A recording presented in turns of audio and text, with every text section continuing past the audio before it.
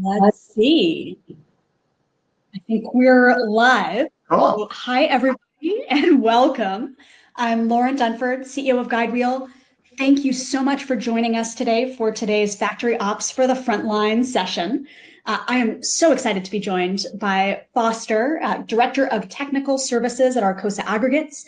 He brings an absolute wealth of experience driving improvement across teams, across many plants, and I've been really impressed in all of our conversations by his thoughtfulness. So Foster, I can't wait to learn from your perspective today, and I'll give you a chance to intro you as soon as I do some quick housekeeping. Sure. Which is notes from the audience. You'll get a recording after the event.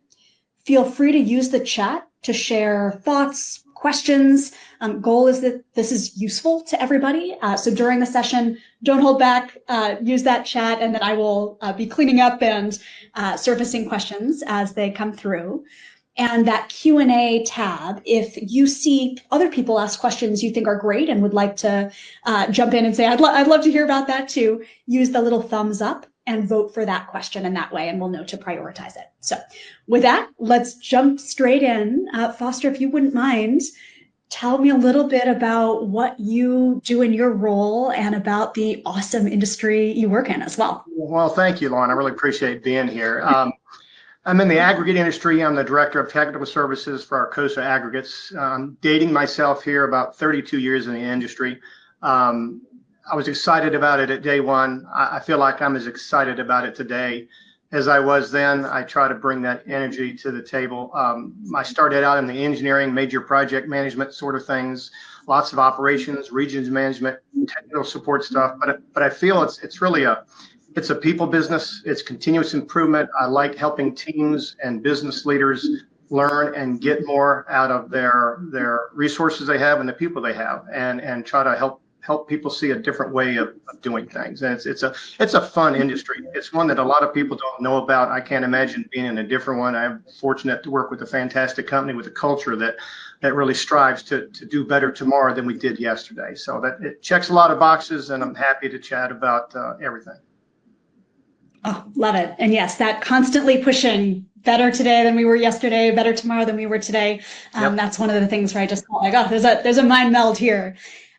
Maybe just to start on that topic of running better every day, what does good look like when you think about, okay, here's what good looks like for my team? Any examples that come to mind there? Yeah, a few things. When you think about what does good look like, I consider it to be relative. As I kind of talk continuous improvement generally, you know, if everybody's not aligned with how to measure performance and what good looks like, it's how everybody's not going in the same direction. I use as an analogy I use is that if you're driving across country, okay, you're going from New York to LA on a road trip, I would ask the question, is it good if you make it there? And the answer is yes, right? We survived the trip. That's awesome. You survived the trip. It should take you 4 or 5 days, 3 or 4 days, whatever it is. I would say, okay, if it takes you 8 weeks to get there, was it still good? You just said all you had to do was make it, right? But if every 20 minutes you're changing a tire, you're fixing a windshield wiper, you're checking a coat on the car, maybe it wasn't good. So I like to think about good as not just looking at the end result or how many tons of material you produced or how many widgets you made. You know, think about how you got there. It's quality tons, it's efficient tons, and those kind of things. I think that's a better gauge for what good looks like. And I think if all we look at, and it's very easy, I mean, what we produce, how many towers we make, how many widgets we produce matters, right? It's an important thing. But if we're only focused on the end result, then how you get there, you're missing a lot of opportunities to make it better and to take things from good to great. So I'm big on teaching people that good is relative, but when you look at that road trip context, most people are like, it does matter how you get from point A to point B. Yeah, that's such a great analogy. Do you have things that have worked for you in terms of engaging the front line, inspiring the troops, creating that culture of we want to get there faster, better, improve how we get there every day? Yeah, I guess there's a few things, a couple of things that come to mind. I like the line, lead and they will follow. I think people want to do a good job. people want to do better. We all crave leadership. We all want to do better tomorrow than we did yesterday. And I think if we can relate performance and improvement to the actions that individuals are taking and how they contribute to the bottom line, we're all cogs in a wheel in this engine. Lots of inner working. You can't function with any one missing is not there. So I think more often when people are engaged and they recognize they're part of something bigger, and they also know that what they do matters, and the experience they bring to the table can affect the bottom line. I think teaching them that, bring them into the fold, engaging the workforce with how to make the operation better, not just a top-down management driven, but let's engage the floor. They're the ones doing it every day. They're in the bottom, and they're seeing it. A lot of times go to an operation, it's not senior management to come up with the best way to do this widget or do this process. The people on the ground are working it every day, and they're your experts out there. They're hidden experts in your business that you don't get. So you have to engage them in it, sharing information on how you're doing. Everybody knows what the goal is. If the people down in the plant, if all they're thinking about is tons at the end of the month, then that's all they're thinking about. So if we start talking about KPIs, we start talking about tons per hour and uptime and those basic things that you can measure a business with, anytime you can engage people in the process and they can recognize how they contribute to the success of the business. And then you create that culture that encourages people to take a chance, to try something new. I know of a situation that happened recently where, a suggestion came from one of our workers at one of our plants, and management acted on it instantly and saw a huge benefit. Now that I'm telling you, that's priceless. As people start to realize, now you're engaging everybody in the business. It becomes contagious at that point. So it takes effort, but you lead and they will follow. And if you recognize that a lot of the best ideas you're going to have are probably within your wheelhouse down there in your workforce, you need to utilize those experts. Yeah, absolutely. I love that example of a suggestion and boom, acting on it right away. Mm-hmm. Any examples that come to mind of ways you found to gather those suggestions, stories of, walking around and hearing great things, what questions you asked, or ways of helping people see the results of their suggestions kind of once they're acted on as well? Yeah, it's once they see the result, I think then it becomes a little contagious, like I said, and sharing those best practices and I'm telling you, within the workforce, when you start engaging the workers and they feel like they're valued, some of the really best operations, it becomes easier as a manager when your team is engaged and involved in the process, because they're gonna lead lots of the change on their own. You'll learn about it after the fact. They'll be identifying and fixing problems before you even realize it. So there's a lot of things we can do to kind of support that. But I think as you start to share experiences out there, there's lots of examples when leaders get involved in the business, you show them how to track their performance more effectively, and there's some great wins we could discuss that I've seen that can really make a difference. Love it. Well, maybe let's go straight to that. What are some of the areas where you've seen small wins, things that might seem easy or low-hanging fruit actually end up making a big difference? Oh, yeah. I've got a couple that think of off the top of my head. For example, in a mining operation, the two kind of KPIs that to me are some of the most effective is tons per hour. How fast are you running the plant? And uptime. Are you running, and are you running at the capacity you should be? Any manufacturing environment, I'm sure those are fundamentally the two that are out there. And I was working with one of our managers to kind of measure a little better. And all of our team members, are doing a good job. They're trying to do a good job, and everybody's trying to do the right thing. And I said, let's measure things a little closer. So even something as simple as I suggested they put an hour meter on their plant, something that measures performance of the plant separate from somebody writing it down on a piece of paper, and when the plant is running under load at the right rate or not, and tracking that, and just tracking uptime and downtime accurately is critically important. So this individual, we put the hour meter on there, and for a couple days he was learning that throughout the day there was between 1 and 3 hours of downtime, throughout the day that he didn't know existed. That's a hidden opportunity that he didn't know was there. So data is not going to solve a problem. It's going to point to an opportunity. So you get that managers initiative out there, and they start asking, it's kind of like root cause analysis in safety stuff. Yep. You ask the 5 whys and you'll get to what it is. Well, in this situation, it centered around where a stockpile was relative to a plant, and the loader that's feeding the plant's getting further and further as you go. And they just changed their processes to kind of move that pile closer. And, this is what I call the 13-month year. Okay. Did you realize there's 13 months a year at some plants? They are. In this operation, just finding that opportunity. Once they saw the opportunity and determined what the solution was that did not require capital, did not require adding people, just changed the process, basically added a month of production to the site for nothing.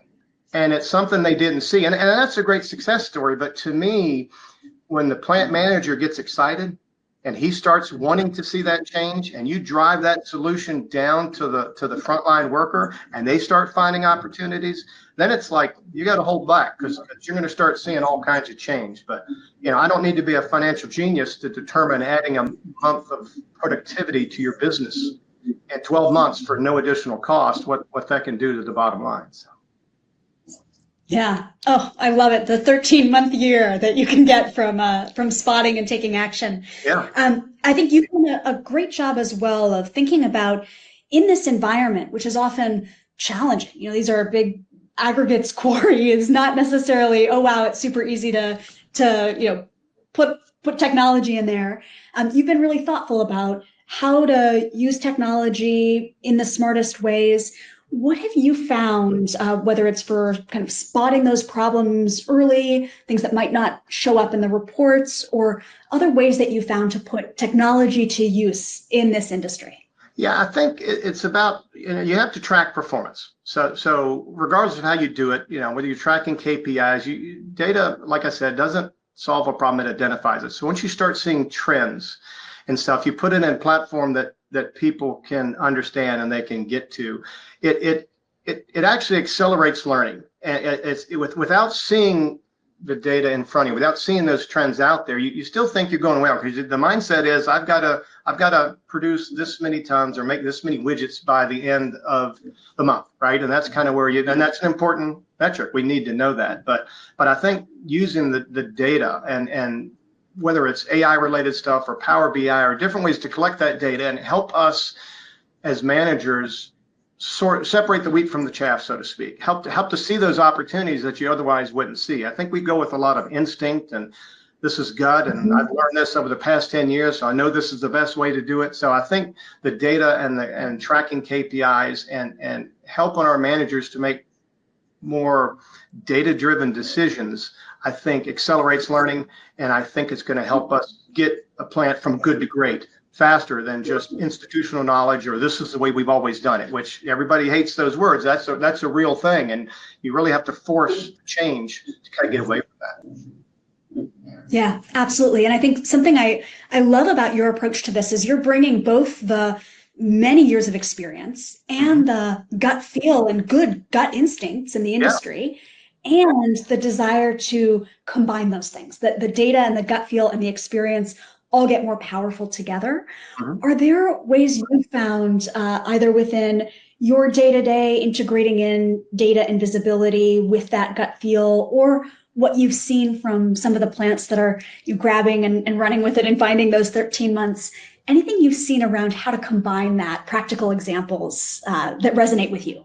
I guess I can think of a few things, but I guess it's kind of like getting teams on board, with this kind of thought process is the way I look at it. I like to equate it to stop fixing and start improving. And everybody understands something breaks, you go fix it. So the analogy I like to use is you're running along, something breaks, everybody stops what they're doing, you apply all this energy to it, you fix it, and you get back to where you were. That's awesome. We're really good at fixing stuff, right? But we can be better at improving stuff. So I would argue that you will spend relatively the same amount of effort improving a product, fixing a problem. And it takes initiative. It takes a culture of continuous improvement. It takes an environment that supports that taking a chance on things. But it's much better to take that same energy, instead of just repairing, to actually apply your energy to actually make the process better. And it's not, you fix that thing, it's not a one-time fix. that fixes it forever, right? And then it magnifies. That's a fix right then, but it actually fixes it for the long haul. So these little incremental improvements make a huge difference over the long time. It's not just a one-time thing. Yeah. Any examples that come to mind? And Grayson, I saw someone in the Q&A is asking to weigh in. So I'll ask this one question around specific examples, but then Grayson, if you want, I think we can have you weigh in directly as well. But first, Foster, any examples that come to mind of just kind of concrete ways that you've seen folks? Oh, maybe we'll wait actually till the end for the Q&A. So ignore that. We won't have folks jump in. But any practical kind of examples that you've seen of folks that have been able to go from fixing to improving, examples of questions that you might integrate into team meetings to bring that mindset? Yeah, I can think of a couple of them, but most of them are centered around, accurately tracking a plant's downtime. And for example, when a plant is loaded, you go into load, you assume you're running at its max capacity and you turn it off. That's kind of what you're looking for. But by using data and seeing the plant that's up and it's down, it's up and it's down, and it's only down for a minute, and it's up and it's back down for a minute, all these different things, and it starts to highlight like really what's going on, and you start digging into that a little bit, and a lot of times you either need more resources, you need another person, you need another piece of equipment, and you're not fully utilizing the assets that you have. And I do think most of the managers that are tracking their performance closely and accurately, they start performing better because they're looking at it and they share that information with the people, and it's really a pretty powerful tool as we start measuring things a little closer, I think. So. Yeah. Oh, love it. Anything that you've kind of thought about in terms of learning across sites?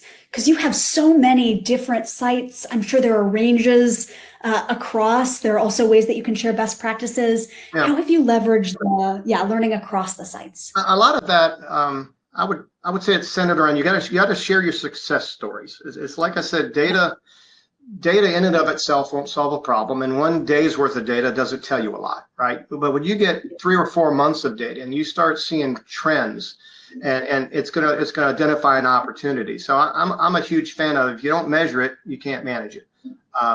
We may be measuring in our head and we think we're doing great, and that's fine, and we probably are. Like I said, that institutional knowledge is phenomenal. But if you've heard the phrase, you look but did not see, or you listen but you did not hear, that's where making things visible, so it's easier to see the opportunity, I think really are key to out there. And like I said, you share success stories out there. You don't want to mandate change, but people want to do a good job, and we as leaders, if we create that culture and that environment where people recognize that they're part of a big thing and what we do matters and how my little piece affects the big picture, once that environment's created, it's just get out of the way and let them do their job kind of thing. Oh, absolutely. And just finding those areas where what one plant is doing is fantastic and starts moving the needle. Anything that you found in terms of ways to share those stories, whether it's integrating into team meetings, whether it's traveling around, anything that's worked? Yeah, a couple of them. We had one highlight story that we had at a plant that was the one that I referenced earlier, and I just thought it was so fundamental that we just did presentations. We shared with every plant out there, every plant manager. Take a look at this example that didn't cost you capital. It required you looking internally at yourself and your business and critiquing yourself a little bit, finding the opportunity, determining a possible solution, and making a fix. And it was a home run. That whole process, that whole cycle of tracking performance, identifying opportunities, and implementing a solution, and to really think about it like this, they've got to understand the value. Like if you think about a company that makes chainsaws, can we make more chainsaws this month than we did last month? Okay, you can get that. But things that I like to do, think about an hour of downtime. When a plant is down, okay, that's bad, right? But plants go down, right? Stuff breaks, you fix it. Okay, we're good at fixing it. But what does that hour of downtime cost? What's the bottom line effect? So I can take financials and look at those, what it calls variable costs and fixed costs. Take the variable costs by the hours you run. That's the cost per hour. I can tell them, roughly speaking, what an hour of downtime costs the bottom line. And when you put that in front of people, they are shocked. And I would say, what's an hour of downtime? An hour of downtime is everybody coming in Sunday morning at 2 in the morning. Everybody, management, we're going to fire up every truck. We're going to turn on the plant. We're going to turn on the pumps. We're going to do all these things. We're all going to get there. We're going to watch the plant do nothing for an hour. And then guess what? We turn off and go home. Now, was that fun? No. But was that free? No, that wasn't free. So all that was cost. That was cost that didn't have to happen. So, by tracking your performance, for every hour of downtime you can avoid, right?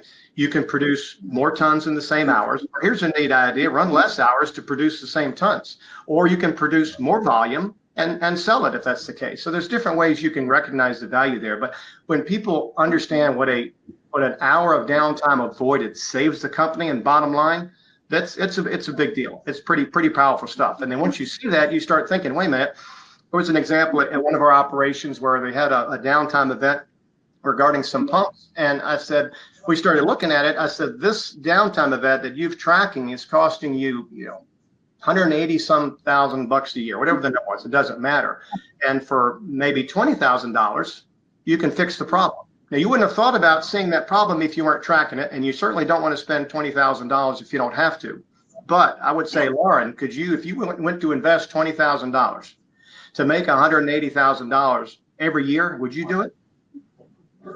That sounds like a pretty good deal. If you put it in terms that people get, and like I said earlier, that savings every year. That's just not a one-time saving. So, I'm big into tracking performance and being critical of what we do and why we do it, and be willing to challenge the status quo. I think that's pretty fundamental too. Yeah. Oh, I love it. And the way you take something that doesn't feel as important as it actually is and turn it into that example of 2 a.m. to 3 a.m. Let's all come on in and do nothing. I love it. Yeah. Looking ahead, we're at such an interesting moment with technology and people and just kind of a really interesting time. What are you thinking about? What's on your mind? What gets you most excited as you look ahead at manufacturing and potential to improve? I would say the mining industry is not unique from any others in the sense that we have to attract the next generation of leaders that will take us to the next level. Okay, we can't rest on our laurels. And I think these newer technologies, these ability to make data-driven decisions, to see real-time what's going on, AI, Power BI, whatever the technology is, to make it easier to see complex, to make the complex simple, right? To then go to the solutions. I think these technologies lends itself well to this newer generations of young leaders coming in, meaning you don't have to be at a quarry for 10 years to learn that this process is better. This is the best way to do it. You can accelerate your learning. I think these technologies are going to accelerate the way that our newer managers come on board. I think we have to look and embrace these new ideas and new things. It doesn't mean what we've been doing is wrong, because they've been making aggregate for a lot of years, okay, and we do a lot of good things. But if you want to go from good to great, you want to stand out from the crowd. I think embracing these new technologies and making data-driven decisions is going to help attract the next generation of leaders. And it's going to be the next generation of leaders that take us to the next step. It's not going to be me. It's not going to be my peers. It's going to be the people below us. So it's imperative that we teach our people to teach our managers to run a business, not turn a plant on and off. And I think we don't have to just rely on tribal knowledge. I've heard that call. We don't have to rely on that kind of stuff. You don't have to go with instinct anymore. Those are good things, but it's just another tool in the toolbox to kind of go from good to great. And I think it's pretty fundamental. And I do think that these technologies will lend itself well to attracting the next generation of leaders to our industry. Yeah. Oh, love it. I'll ask one last question before I turn it over to you to say anything last that you want to add. I think you have a really interesting perspective, especially seeing across all the sites that you do. When you think about the teams that are going to accelerate their learning, use that new technology, kind of get ahead over the next few years or decades, and those that aren't, what are the things that separate those teams that will get ahead, whether it's mindset, whether it's technology, whether it's something else? What are you seeing there? I would say that the teams that embrace this sort of thought process will more easily go from good to great. Fundamentally, I think if you make more data-driven decisions, I think you'll have more confidence in your decision making. When you're tracking performance and you're requesting capital for a project, it's easy. Those big, sexy new plant projects and spend millions here and you're going to sell these. That all sounds great and that's good stuff. It's in play for that. But I would argue that the payback is best on those smaller projects that you can't see. They don't take much to fix, but they incrementally add up and improve over time. So, the ones that don't innovate, I think, will be slower to go from good to great. And it's not that they can't be successful; they're successful now. But I think the ones that embrace this the most will be more reliable, predictable, and I feel like that's what our employees, our customers, and our stakeholders want to see in an organization. Yeah. Oh, love it. We had a question come in, so I'm going to put that in first, and then I'll have you close with anything else you want to add. Sure. The question is, how do you keep communication clear across shifts or sites so teams stay aligned? Yeah, that's a good one, because most things come back to communication, right?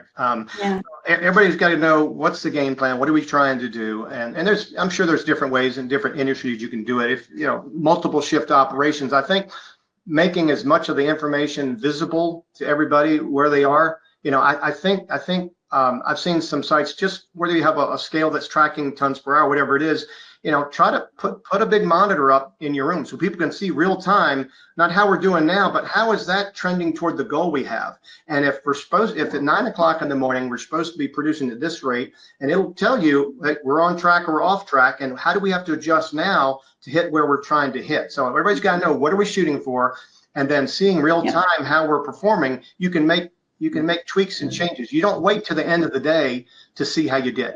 And you want to do that, but you don't want to just look at today to see how yesterday was. Let's look at 9 o'clock, and are we on track to hit it? If we haven't, let's make a change. And at 12 o'clock, we're not. Let's make a change. Now we're overperforming, and now this. So I think making that information as visible as you can and educating the people on how to use that information. Like I said, they've got to know the big picture, but educating them on how their role affects the performance of the business every day. Yeah, absolutely. Visuals, transparency. How are we doing towards our goal? Love it. Yep. Last question. What didn't I ask, or any other things you want to make sure to share about this area?